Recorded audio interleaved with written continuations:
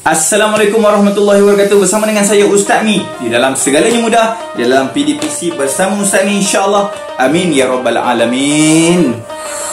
Alhamdulillah adik-adik, berjumpa lagi kita di dalam PDPC bersama Ustaz Mi. Apa khabar adik-adik di sana? Sihat? Alhamdulillah, syukur pada Allah Subhanahu Wa Taala dapat kita bertemu lagi. Dan mudah-mudahan perkongsian kita pembelajaran kita pada hari ini diberkati oleh Allah, dirahmati oleh Allah Subhanahu Wa Taala, dan banyak-banyaklah kita mengucapkan syukur pada Allah. Alhamdulillah, alhamdulillah, alhamdulillah dapat kita berkumpul pada majlis yang sangat mulia, majlis yang disebut sebagai majlis ilmu Allah Subhanahu Wa Taala, yang di dalamnya adalah taman-taman syurga. Allahu Akbar. Kita berada di taman-taman syurga tadi. Seronok tak? Alhamdulillah. Alhamdulillah. Jadi Ustaz Mi tak nak buang masa adik-adik, kita akan terus pembelajaran kita pada hari ini. Hari ini kita akan belajar pendidikan Islam tingkatan 1 KSSM. Adik-adik dah buka buku teks? Dah? Okey, cantik. Adik-adik buka buku teks sebab semua yang Ustaz Mi akan sampaikan semuanya ada dalam buku teks adik-adik. Jadi sebagai adab kita belajar, kita buka buku teks, saya tengok buku teks, sambil-sambil itu dengarkan perkongsian bersama Ustaz Mi. Mudah-mudahan kita semua dapat orang kata apa, ilmu yang bermanfaat ini dengan lebih mantap, lebih baik dan mudah kita nak ingat, insya-Allah. Faham adik? Cantik. Sekarang adik-adik buka buku teks, rujuk buku teks muka surat 179 hingga 183. Okey, tajuk kita pada hari ini, yes, ini dia. Maruah diri cerminan peribadi. Tingkatan 1. Alhamdulillah.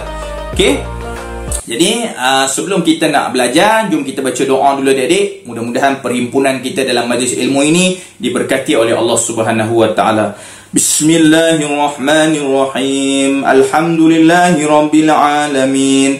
Wassalatu wassalam ala sayyidil mursalin wa ala alihi wa sahbihi ajma'in.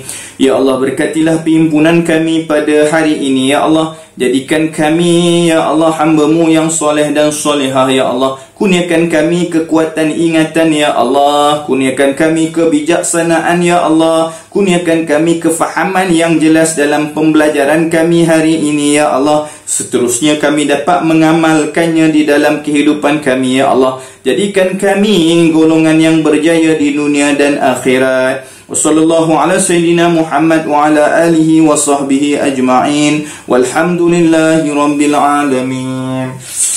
Alhamdulillah. Syukur pada Allah Subhanahu Wa Taala. Kita dah berdoa, insya-Allah Allah Taala akan berikan kita kekuatan sebagaimana yang kita minta tadi, kekuatan ingatan, kefahaman jelas dalam pembelajaran kita pada hari ini, insya-Allah. Jadi adik-adik, sebelum kita nak mula, kita tengok dulu objektif pembelajaran kita. Semuanya ada 6. Yang pertama menyatakan maksud menjaga maruah diri. Apa maksud menjaga maruah diri tu? Yes, kita akan tahu selepas ni. Yang kedua, menyatakan dalil nakli, kewajipan menjaga maruah diri. Kita akan tengok dalil-dalil nakli yang kita akan bawakan, menunjukkan bahawa jaga maruah itu wajib. Yang ketiga, menjelaskan kewajipan menjaga maruah diri. Yang keempat, menerangkan cara menjaga maruah diri dari 3 aspek. Aspek pakaian, percakapan dan tingkah laku. Yang kelima, menerangkan akibat tidak menjaga maruah diri. Apa akibat dia kalau kita mengabaikan maruah diri kita. Yang keenam, menerangkan hikmah menjaga maruah diri. Apa hikmah dia? Nanti kita akan tahu. Okey. Kita tengok yang pertama adik-adik, tak nak buang masa, kita tengok yang pertama, apakah maksud menjaga maruah diri ni? Okey, maksud menjaga maruah diri ni adik-adik ialah usaha memelihara diri. Kita kena ada usaha memelihara diri kita daripada melakukan segala larangan Allah. Yang Ustaz merah tu. Usaha memelihara diri kita pertama untuk apa tu? Untuk melakukan larangan Allah dan perkara yang boleh mencemarkan kehormatan diri, keluarga dan masyarakat. Ada 3 tu. Yang pertama, usaha kita melihara diri daripada apa? Daripada larangan Allah dan perkara yang boleh mencemarkan kehormatan diri kita, keluarga kita dan masyarakat kita. Faham adik? Cantik. Dalil dia ada 3 dalil di dalam buku teks. Ustaz Mi akan sebut ketiga dalil ni supaya kefahaman kita jadi mantap. Yang pertama, dalil kewajipan menjaga maruah diri. Innallaha yuhibbu ma'aliyal umuri wa yakrahu safsafaha. Maksudnya sungguhnya Allah suka kepada perkara yang bernilai dan mulia serta membenci perkara yang keji.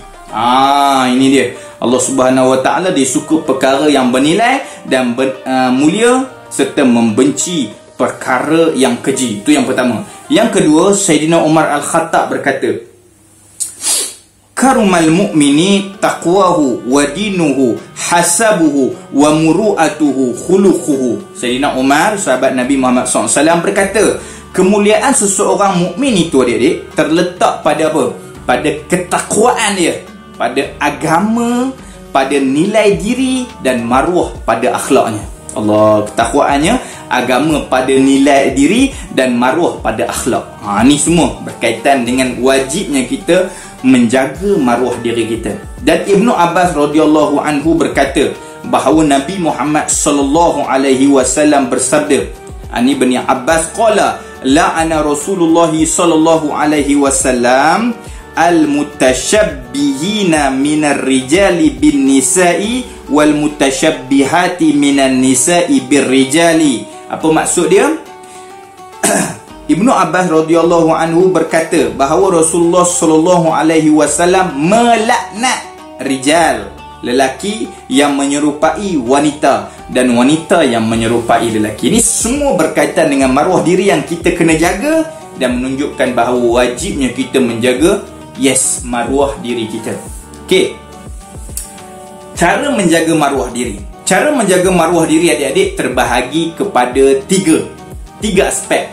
Yang pertama, penampilan, berpakaian. Yang kedua, kesopanan dalam percakapan. Yang ketiga, keelokan tingkah laku. Macam mana tu? Jom kita tengok. Okey. Panduan berpakaian. Okey, panduan berpakaian. Yang tadi tu, aspek yang pertama, penampilan kita. Panduan dia macam mana? Penampilan pakaian kita macam mana tu? Yang pertama sekali, nak jaga maruah diri kita, yang pertama, tutup aurat. Wajib, haram orang yang buka aurat. Yang kedua, kemas dan bersih. Jangan kotor baju kita, pastikan bersih. Orang kata bersetrika, cantik, kemas, mantap. Jangan selekeh adik-adik. Itu bukan satu contoh yang baik. Tak ada dalam agama kita pakaian selekeh, tak ada. Nombor 3, tidak mencolok mata. Seksi sangat sampai mata pun tak boleh nak tengok.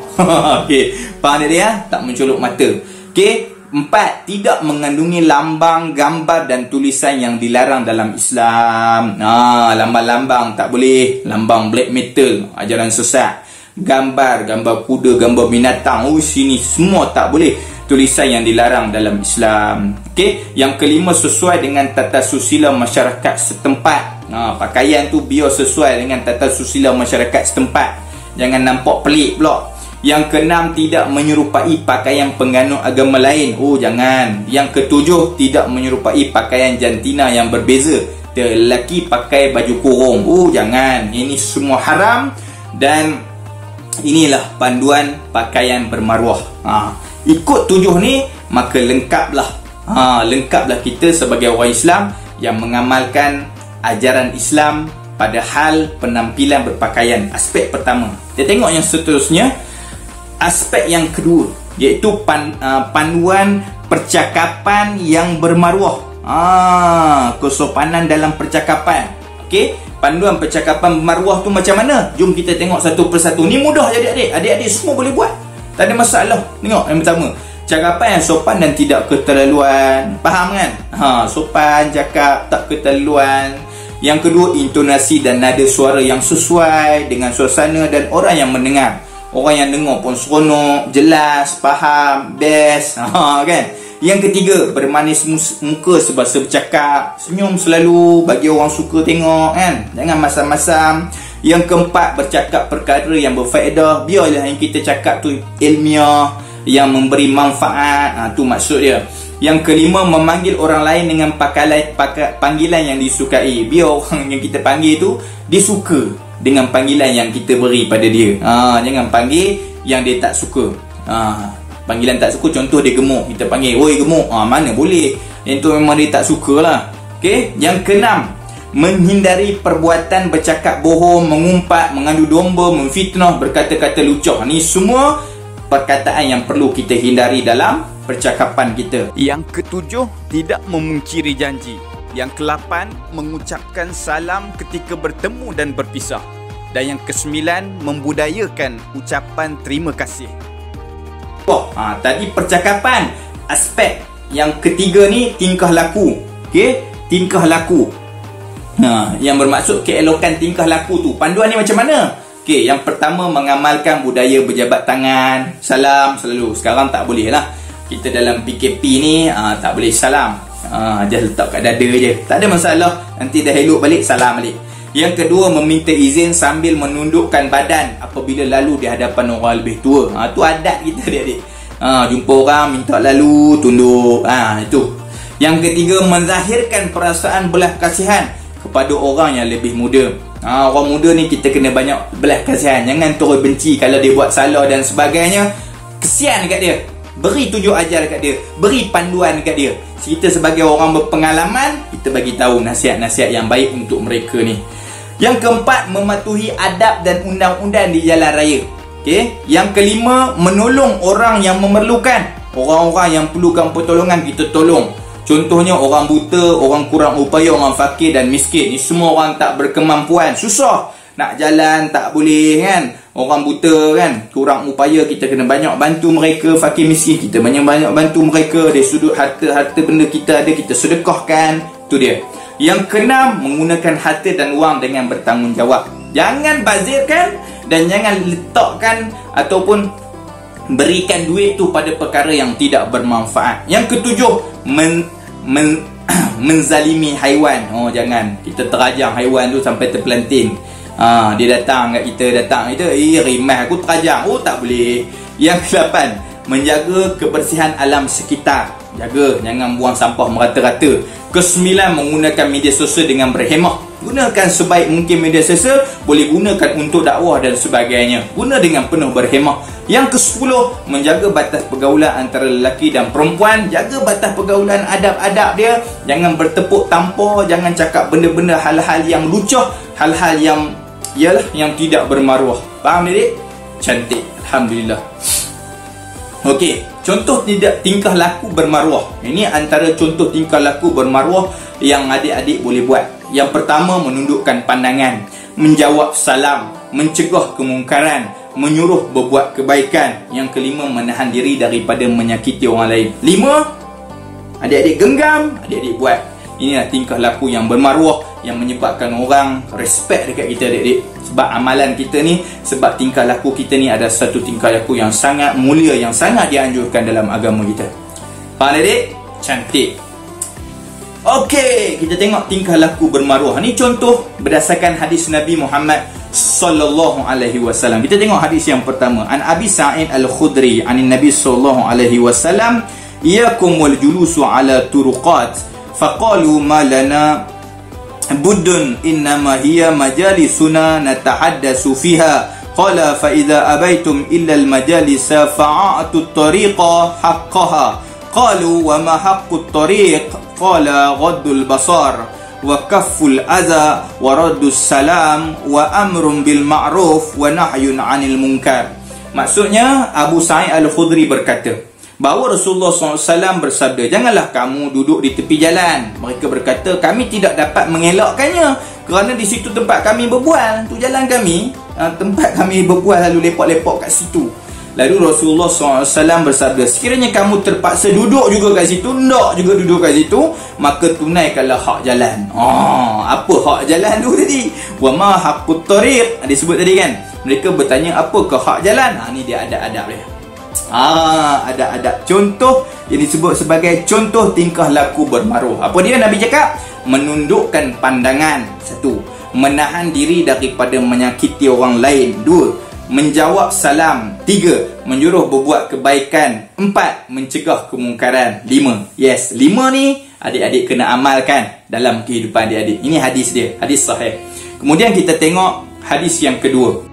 An Usamah bin Zaid radhiyallahu anhu qala Rasulullah sallallahu alaihi wasallam, man suni'a ilaihi ma'rufun faqala li fa'ilihi jazakallahu khairan faqad ablagha fis sana'. Maksud dia, Usamah bin Zaid radhiyallahu anhu meriwayatkan bahawa Rasulullah SAW bersabda, sesiapa yang diperlakukan dengan kebaikan lalu dia mengucapkan kepada orang yang melakukan kebaikan tersebut, apa dia? Jazakallahu khairan. Sebut yang tu. Semua maksud dia, moga Allah memberi balasan yang terbaik kepadamu. Itu maksud jazakallahu khairan. Sesungguhnya dia telah mengungkapkan ucapan terima kasih, pujian yang terbaik. Maknanya kalau kita nak terima kasih ke orang, ada satu lafaz yang terbaik yang Nabi ajarkan pada kita. Bila orang tu buat baik dengan kita, dia tolong kita dan sebagainya, kita nak terima kasih kat dia, ada satu perkataan yang baik. Apa dia? Jazakallahu khairan. Nampak kata ni? Budak umpan ni sebut jazakallahu khairan. Ni, inilah yang diminta ataupun yang dianjurkan dalam agama kita. Berterima kasih, cara berterima kasih yang paling baik dalam Islam. Faham adik? Cantik. Okey adik, kita teruskan lagi yang terakhir, iaitu hikmah menjaga maruah dan akibat tidak menjaga maruah. Jom kita tengok satu persatu. Ni mudah je adik-adik. Just untuk adik-adik jawab soalan yang Ustaz Mi akan letakkan nanti di dalam bahagian deskripsi. Kuis tu antaranya ada soalan-soalan begini. Okey, kita tengok hikmah menjaga maruah. Yang pertama, apa hikmah dia? Dapat pahala. Yang kedua, disayangi Allah. Mudah kan? Disayangi Allah. Yang ketiga, hidup dalam keadaan sejahtera. Yang keempat, negara aman dan harmoni. Mudah. Yang seterusnya, akibat tidak menjaga maruah. Kalau tak jaga maruah, apa jadi kat kita? Menyusahkan diri sendiri. Yang kedua, menyusahkan keluarga. Yang ketiga, dipandang hina oleh masyarakat. Yang keempat, mendapat seksa neraka. Mudah. Adik-adik mudah faham. Ustaz Mi tak payah jelas banyak. Okey, faham dah dia? Cantik. Alhamdulillah, itu saja perkongsian Ustaz Mi dengan adik-adik pada kali ini berkaitan dengan tajuk kita pada hari ini, iaitu apa dia? Ulang balik tajuk kita apa dia? Yes, maruah diri cerminan peribadi. Okey adik-adik, macam mana? Faham tak? Faham. Alhamdulillah. Jadi jangan lupa jawab 25 soalan kuis di deskripsi, disediakan khas untuk adik-adik. Untuk adik-adik jawab, tekan link dan jawab semua soalan. Mudah-mudahan adik-adik dapat 100%. Kalau tak dapat boleh buat ulang-ulang sampailah adik-adik dapat 100%. Jangan lupa subscribe channel Ustaz Mi ni agar menyokong Ustaz Mi dalam perkongsian Ustaz Mi bersama adik-adik, dan dapat kita bertemu lagi pada masa-masa yang akan datang. Share kan apa yang Ustaz Mi sampaikan ni, video ini share dengan kawan-kawan, dengan ustazah-ustazah dan ustaz adik-adik, agar dapat mengalir pahala juga untuk adik-adik, dan juga pahala itu akan membawa kita bersama-sama insya-Allah ke dalam syurga Allah Subhanahu wa taala. Tahniah semua sampai sekarang adik-adik bersama dengan Ustaz Mi. Jazakumullah khairan. Assalamualaikum warahmatullahi wabarakatuh.